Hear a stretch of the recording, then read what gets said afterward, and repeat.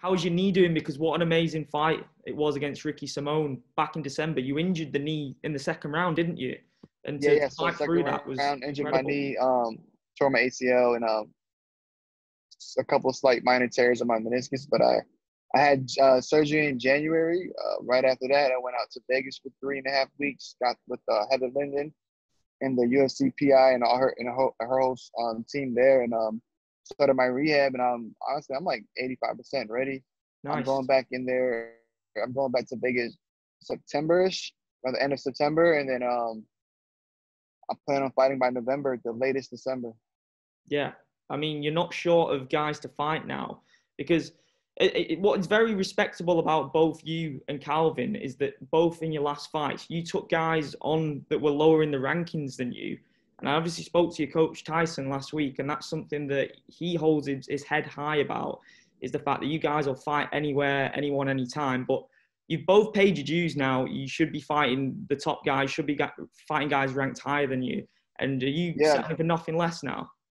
Yeah, I mean, that's the thing though. Like, I'm not too worried about the rankings like that. I mean, we are and we're not. We're just ready to go out there and put our hands on as many people as possible, and to the point to where they can't deny us, and they got to give us those ranked fighters. They got to give us those title shots. They got to give us those big fights, and that's the plan. So regardless if it's a big fight, main event, title shot, it doesn't matter. Like, we're still going to go out there and put the work in and put on entertaining and exciting fights. I mean, you put on entertaining fights every time you step in there, man. One thing that I love about both you and Calvin, more specifically you though, I mean, Calvin has his own style of implementing the boxing element into the MMA game, but you really love to sit on that jab and really disrupt the flow of your opponents in there. Has that been something that's always been a part of your game plan since the first fight? That's been the part of my my style since I started slap boxing outside with my buddies. Like, I've always sat back on my jab and just set everything up and build rhythms and timing off of that jab since I started, even thinking about really competing. So that was one thing that made me super confident in my skills, was that from the beginning of training or sparring, I was always laying my jab on taller guys, more experienced guys, longer guys, and I was just consistent with my jab since the beginning. So, keep it basic, and I just stick to it. And I'm always going to throw my jab as much as possible, as often as possible, at different type of speeds, and really focus more on the placements of the jab, like, all the time. I'm like obsessed with the jab. Do you think that's what sets you apart from other strikers and generally other fighters in the division, is that that's such a rarity in the sport? I'm a big boxing fan myself, and I can tell that both you guys are, and Tyson is as well, from that gym, implementing that style. We're constantly boxing with as many different type of boxers as we possibly can. I think that's our style. Just we're more boxing oriented first, and wrestling, kickboxing second. I think we're probably two of the top best boxers in the division, if not the whole UFC. So when we look at the state of the bantamweight division now, it seems like pretty much every card or every other card, we've got huge matchups. I want to know your thoughts on the title fight, Petr Yan versus Aldo. What do you make of that? Great fight. I saw a lot. I picked up a lot from that fight. I learned a lot from that fight. You saw the classic Aldo chopping away at the leg early on. The only thing is, he gets tired, and Petr Yan, he sucked it up. He thugged it out. He weathered the storm and kept chipping away at his at Jose, and then obviously put him away in the 5th round. But it was a great fight, exciting fight, and it was great for the division. And I'm just glad that there's a lot of motion and movement going on in the division now. I mean, I asked Tyson a similar question about Calvin's thoughts on Alex Volkanovski and Holloway, and the fact that both of those guys took damage in that fight. They've shown that they have weaknesses to exploit for other fighters in the division. Is that inspiring for you to see that both Aldo, we don't know how long Aldo's going to be in the division for, but obviously Petr Yan is a guy that you're going to be looking at. To see him take damage like that and Aldo to exploit those openings, that's got to have your mind working and thinking, yeah, that's what I can do. Yeah, no, exactly. So, obviously my whole focus right now is obviously physical training and getting my knee back to 100%. But obviously, I'm watching these fights and I'm taking notes, and you're seeing the damage, you're seeing the openings, and like you said, if I really believe if I can get my jab on anybody in the world, and I keep them at my range and let them run into my big shots, I'm putting them all away because I'm accurate, but I also hit hard. So you can't give me that much opportunity. You can't give me that many opportunities to put dudes away because I'm gonna take advantage of it, and especially if I'm on my jab and it's working at will.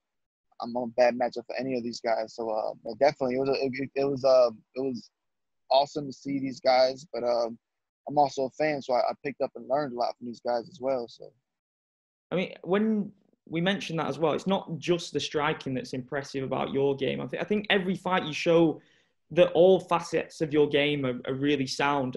Your grappling against Sergio Pettis towards the end of that fight was brilliant. You just have the ability to dominate in all areas when guys want to get away. Your transitions on the ground are absolutely brilliant as well. You show that you can get out of bottom position really well as well in a high level stage. Yeah, man. I just I'm trying to be great everywhere. I'm trying to be at the minimum. I want to be at least at a B plus level at all parts of the game, like striking, grappling, wrestling, all that.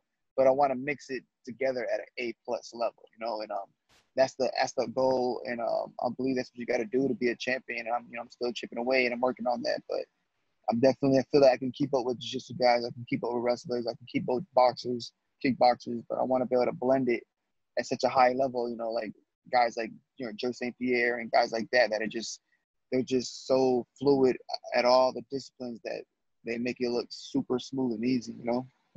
I mean, do you embrace the chaos of certain fights? Because it seems sometimes your corner has to say, look, just calm it down a bit, especially in the first rounds of fights. You just seem to love the firefight aspect of it.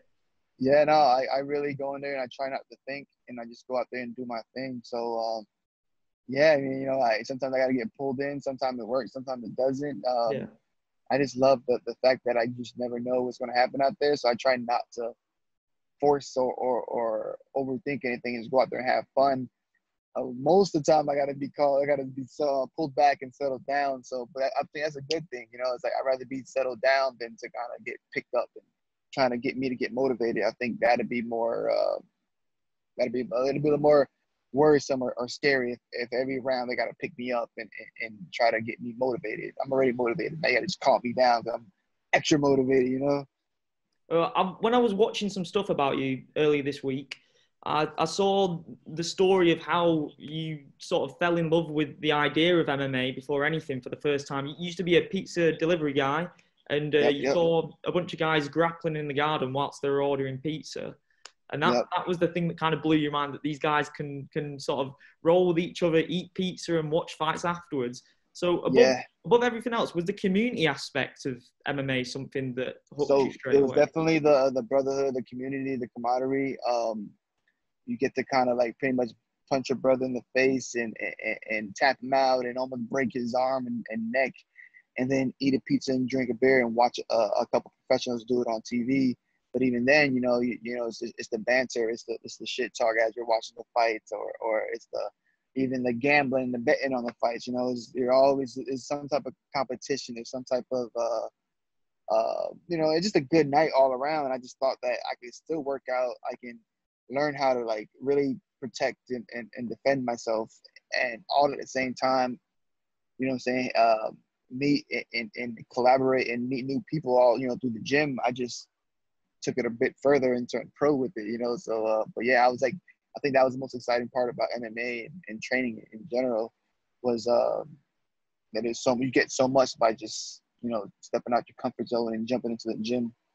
I mean, you turned pro at probably the best time for small weight guys to turn pro, because bantamweights and featherweights obviously weren't a part of the UFC until the year that you turned pro, 2011. Yeah.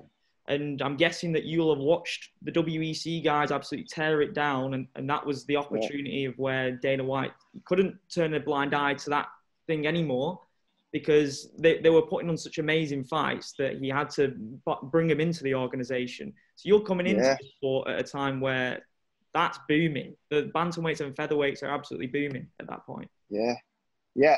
So that honestly, I when I first started, it was just the WEC. Watching any type of MMA, it was only the WEC. I didn't even really know what the UFC was. I just knew of Uriah Faber, Dominic Cruz, Donald Cerrone. I knew of Brian Doug Marshall, the Rhino. I don't know if you remember him back in the day. The thing about all the Carlos Condit, all those WEC guys, Eddie Weiland. That's what I kind of got started with, and then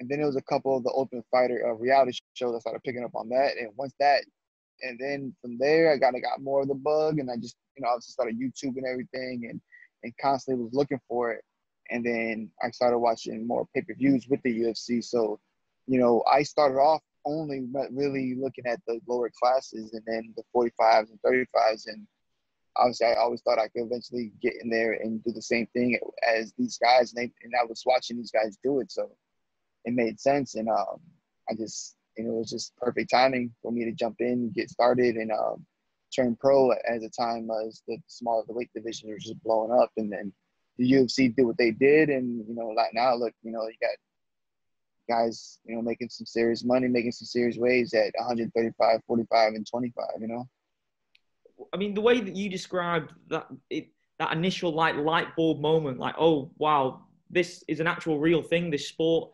is real and anyone can be a part of it. It can be a community. That was like the same thing that I had as a fan. Do you feel like this is one of the most unique sports in having that effect on people? When people realize that it exists, they just become completely engulfed and obsessed. Yeah, man, with I see it every day. I see it every day. My goal is to wake up and be that person that sets that light bulb off into people's lives. I see them.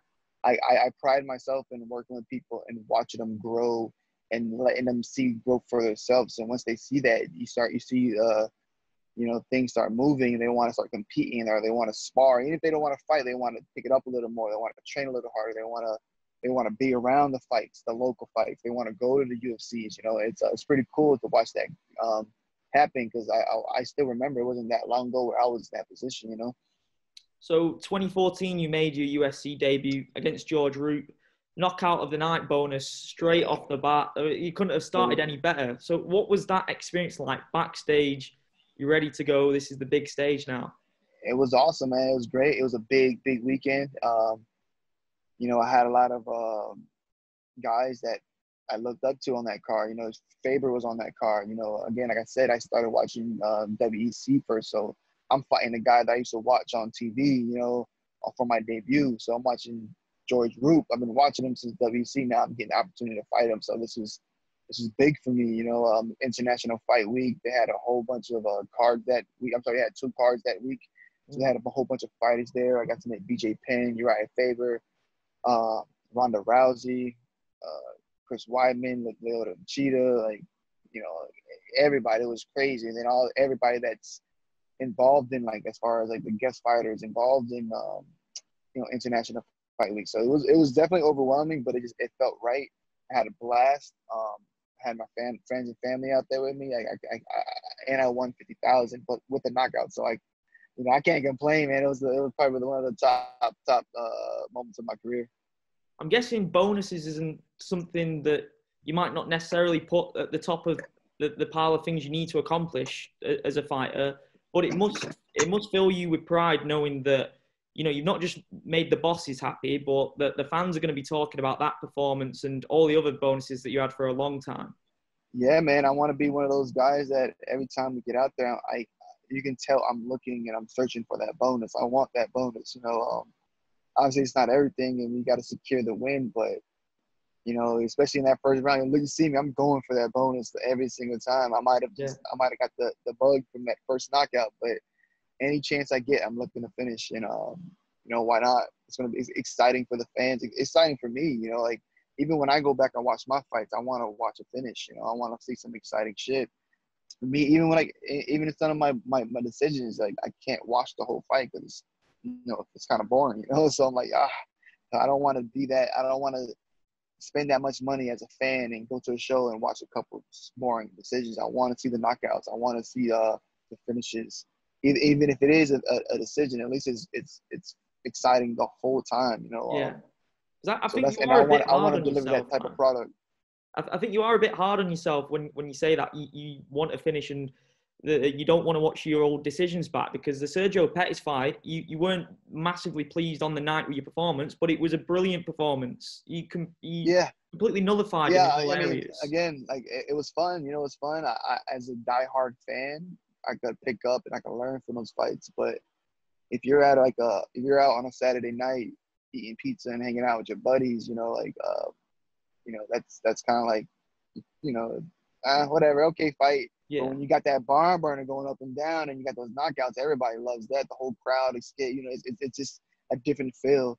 And there's time and places for that. Like I love watching these technical 3-round, 5-round decisions and picking up a lot of strategies and ideas. But then when I want to watch a knockout, I just want to watch a knockout. So I want to be able to deliver both. I want to be able to please the diehards and the technicians, and then just the people that don't even know what UFC really is, or MMA, or what the sport really is, but they know that guy just got knocked out. Like they can, and regardless, that person's gonna jump up and get excited, even if they don't know what's going on. And I want to be able to deliver that to all the time, pretty much.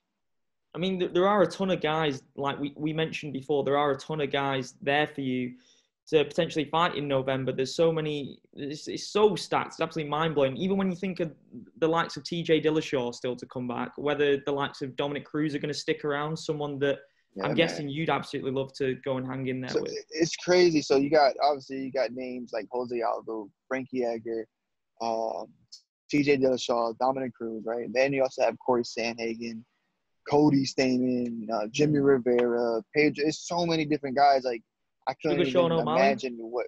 Sean O'Malley's another one. He's probably the most popular going on right now. He's buzzing right now. He's on a roll. By the time I get back, he could probably be ahead of me in the rankings. It's so up and down right now. So regardless, I know my job is to get my knee 100%, and I'm going to have a big fight, if not 2 big fights right when I get back. So like I just got to be prepared. Does it make you proud that you and Calvin are both in the most stacked divisions in the UFC? Because obviously your goals are to be world champion, and there'll be absolutely no question if you guys both get there that you will have earned it, because there's no easy path to the title in those divisions. Yeah, no, man, it's exciting, it's fun. These are some hard fights. Like look at Calvin Cade. We're talking about fighting the champ or Max Holloway. That's huge. Yeah. Like think about it. Like regardless of his next fight, it's going to be a huge fight. So, I just want to make sure that I'm right there, getting those big opportunities as well. And capitalizing and making the most out of these opportunities. So, and exciting. I get to do it with one of my best friends and best training partners out there. So, like, I'm excited. And again, like I said, I'm excited just to get back to training, because I get to train with, the future champion, Calvin Kattar, all the time. He's 15 minutes away from my house. So it's exciting, man. It's gonna be a lot of big fights, and the future's bright for the cartel out here in New England. Yeah, well, you guys are very high octane fighters in the cage on fight night. Is it the same in the gym? Do you guys spar hard, or is it like very sort of? It gets a little carried away sometimes, but we also know how to like carry and smart with each other. So at first, it was rough. You forget that we wanted to fight each other for a while, so it wasn't. Yeah, we weren't that cool at first, but then after that, we slowly just became what we become. But it gets a little it gets competitive, I should say. It gets very competitive. Yeah, I'm gonna have to ask you as well your thoughts on the upcoming matchups in the division: Munoz versus Edgar and O'Malley versus Chito Vera as well. I love it. I love the fights. I love the activity. I'm gonna go with Sean O'Malley knocking out Chito Vera, and then I'm gonna go with Pedro Munoz with the knockout. Wow, that's big. Yeah, I'm gonna go with that one. They're exciting, man. And how was the experience in Abu Dhabi? Because if you had to pick now, would you say, Dana, let me have an opportunity to go on another Fight Island event, or was it just you go to wherever you're asked, Vegas, wherever in North America? Sorry, give me 1 second. My bad. I don't know what the hell just happened. Don't worry about it, man. You see me? All right. Yeah, I can see you. I would love to go to back to Fight Island, honestly. If I don't have to, like, obviously I can do it in Vegas. That's a plus. But if I have to, and that's the only option, I'll be right there in no time, no problem. Is it things like that though that you feel blessed with, even as like you mentioned, you are a fan at the end of the day? I think most fighters are. Every fighter that I speak to, at their essence, is a fan of the sport. That's why they've got into it in the beginning. You got to be part of the significant part of the sport's history there. Yeah, now we're making history. You know, we got to be the first fight back in the pandemic. Calvin's last fight in versus Jeremy Steven. First pay-per-view back. So again, that's history. You know, again, we get to come back, do the first card in, not the first card, but be part of the first cards on Fight Island. And that was awesome. You know, like I can't complain, man. Making history with my brothers, and you know, we're out there, you know, making history, knocking people up and knocking people out, and you know, we're just enjoying the ride and having fun at the same time.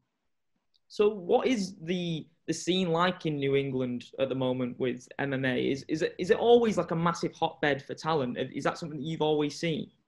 Yeah, no, we got a lot of up and comers. Right now, obviously it's slow with the COVID. There's not a lot of local shows going on. Yeah. But everybody's itching. I'm telling you, once one show goes off in the New England or even the Northeast area, they're just going to keep going off, and you're going to see a lot of up and coming fighters from our area, and I'm excited.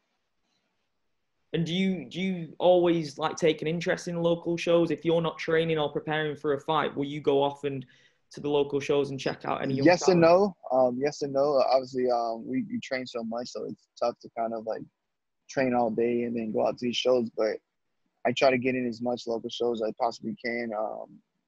Especially, you know, when certain fighters are fighting, I'll go out and I'll scope and look and learn as much as I possibly can. Good man. Well, I'm gonna leave it there because we've been through pretty much your whole career there, and I'm excited to see you back in there, man. You're one of my favorite fighters. Yeah. Every Appreciate time it, you man. bring it, brother. Thank you, man. Thank you again for having me on, and yeah, man, let's do this again. Let's keep in touch. 100%. When you get the announcement of your next fight, we'll do another one for sure. Perfect. I'll jump on. I'll let you know first. Good Have man. Tyson call you first. Good man. Thank you very much, right, mate. brother. Have a good Have rest a good of the one, day. bro. See you in a Definitely, bit. you too.